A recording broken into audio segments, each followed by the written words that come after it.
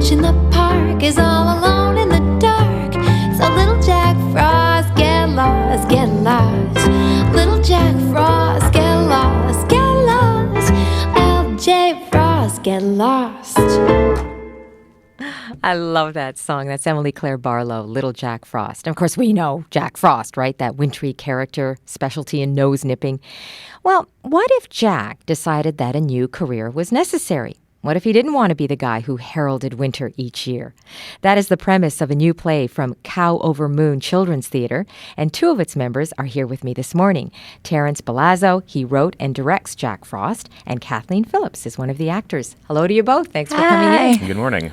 So Jack Frost considers a career change in this play. Where does that idea come from, Terrence? It comes from partially in the mid-'70s. There was a cartoon made by Rankin and Bass who did Frosty and Rudolph, where the plot was Jack Frost wants to get rid of his winter powers.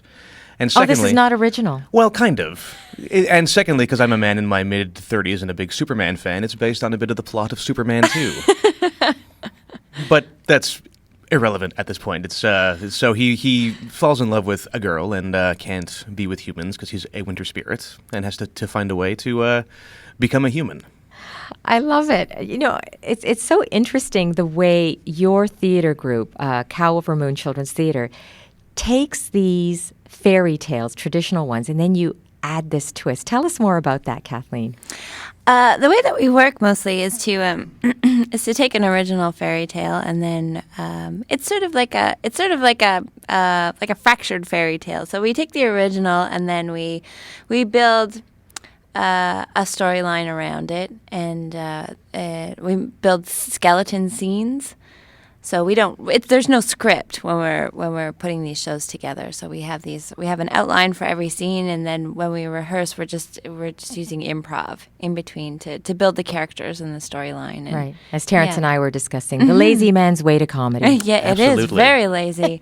When you said fractured fairy tales, were you referring to the old Rocky and Bullwinkle show? Well, I remember watching that. Yeah, it's kind of that same idea where you take the seed of a fairy tale and then you run in a different direction with it, with all the same characters and the same theme. But do you know what it also reminds me of too? I don't know if you're familiar with Bob Munch and the Paper Bag Princess. Oh, yeah. Yeah, but you know that was such a huge hit, right? Kids love the fact that it had that twist over the usual, the traditional kind of fairy tale. Yeah, we find that a lot of kids come expecting things out of the fairy tales, such as what Disney has done or what other things have done, and by changing it, it keeps the kids more involved in it because it's unexpected.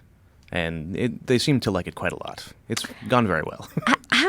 How did Cow Over Moon Theatre start? What was the genesis of this? It was a group of friends who went to high school together in Mississauga at Cawthra Park.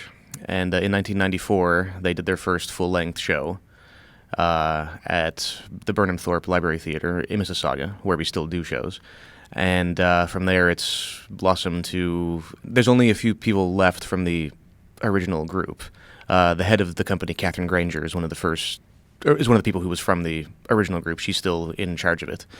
And I got involved in around 2000, and we used to do 3 or 4 shows a year. Now we're down to doing maybe 2. And That's really lazy. I know. It's tough, though. It's hard to come up, because there's only so many fairy tales we've found so far. There's many more, of course, that we can do, but we've tend to stick with the traditional ones. We've done one Irish fairy tale, and yeah, I was just thinking that you could go abroad, right? I mean, all the different cultural fairy tales all over the world. Yeah. So we're planning on doing that soon, but we've gone back. Jack Frost we did six years ago. This is a different version of it, but we've gone back to revisit ones we've done. It's also a lot shorter version of the original Jack Frost. We used to do... This is just getting worse and worse. Oh, no. We're doing fewer. It's even shorter. We've run out of ideas. I don't know. We're lying down the entire time. We're lying down. The whole stage covered in beds. You know, I was wondering, though, because I know that the audience is a huge part of your show, right? So how involved do you get the audience? The audience is it. Well, the kids often we ask them to help us move the story along. So if the hero in the story or anybody in the story needs to be filled in on some information, then the kids are there to help us to help push the story along. And we also have a famous chase scene.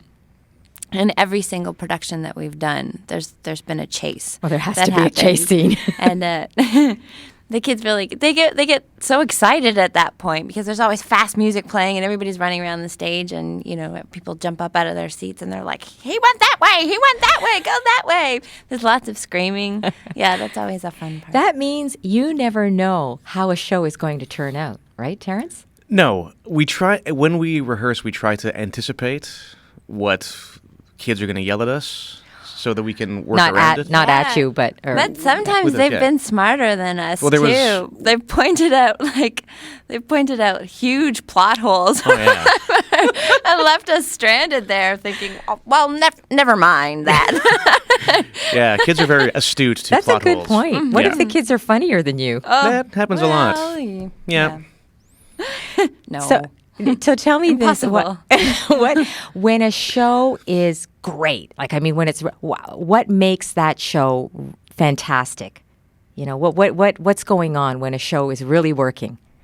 When the audience knows what's going on. That sounds stupid, but when you know that the people watching have picked up on everything you've tried to put into a show, and usually laughter. Yeah. The big one is laughter. It has to. If they're laughing, then we know we've done a funny job, and that's basically what we're there to do.